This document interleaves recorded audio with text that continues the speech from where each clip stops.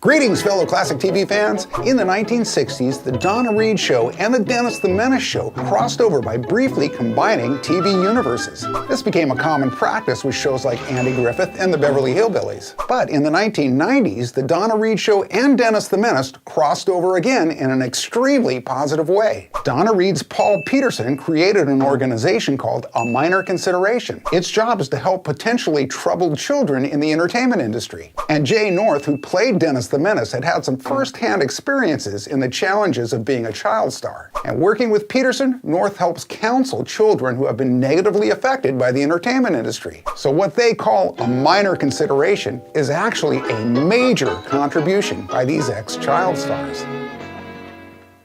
Greetings, fellow classic TV fans. One of my all-time favorite Hanna-Barbera cartoons started in a primetime orbit alongside Jonny Quest and its Stone Age counterpart, the Flintstones. I'm talking about the Jetsons. It ran on ABC from September 1962 to March of '63 before it found its home in syndication as a Saturday morning cartoon. This animated sitcom science fiction series consisted of 24 episodes and was originally aired on Sunday nights. The Jetsons has the distinction of being the first ever ABC program to be broadcast in color. Astro, I don't think we're in Kansas anymore. Where the Flintstones were inspired by the Honeymooners, the Jetsons drew its inspiration from the comic strip Blondie, which were vastly popular comedy films too. And as a matter of fact, the character of Jane Jetson was actually voiced by the Blondie actress herself, Penny Singleton. The show featured some other legendary voice talent as well. There was Mel Blanc as Mr. Spacely, Don Messick as Astro, and Dawes Butler as Elroy.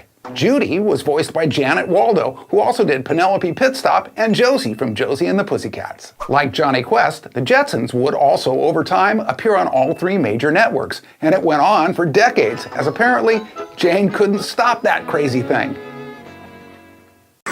Greetings, fellow classic TV fans. You know, one of the things that I love the most about Get Smart was that it was a veritable smorgasbord of spoofs. These guys could parody just about anything they got their hands on. This Mel Brooks Buck Henry creation borrowed from classic novels as well as rival TV shows. They also touched on the classic films of Hitchcock as well as major franchises like James Bond. With episodes like Dr. Yes, Bronze Finger, The Not So Great Escape, you can see they like to spoof the titles too. And one of my favorite examples of this is episode number 103, Tequila Mockingbird. Written by Chris Hayward and Arnie Sultan, this episode mashes up the Maltese Falcon with the good, the bad, and the ugly. So clearly these writers had an endless amount of material to draw from. And even better, an incredible acting cast to back it all up.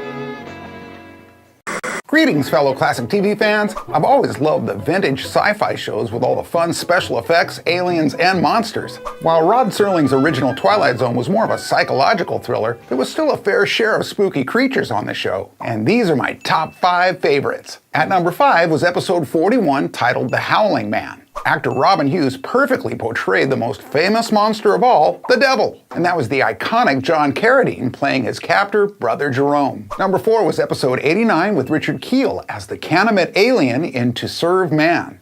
Aliens that eat people. Yep, that was a good one. My number 3 was episode 126, Living Doll with Telly Savalas. Talkie Tina? Now why would that scare me? Well, it did! It's a fact that dolls and puppets can be especially lethal in the Twilight Zone. At number 2, it was William Shatner's ugly gremlin in episode 123, Nightmare at 20,000 Feet. Although I will say the one in the John Landis 1983 feature film was quite a bit more scary. But for my number 1, it was episode 90, titled The Fugitive. Fact is, it was just about a sweet man named Old Ben who was actually an alien on the run. But when he magically changed his appearance during a game of Spaceman, it was terrifying. So there you have my top 5 favorite creatures from the Twilight Zone. Let me know if you agree or disagree.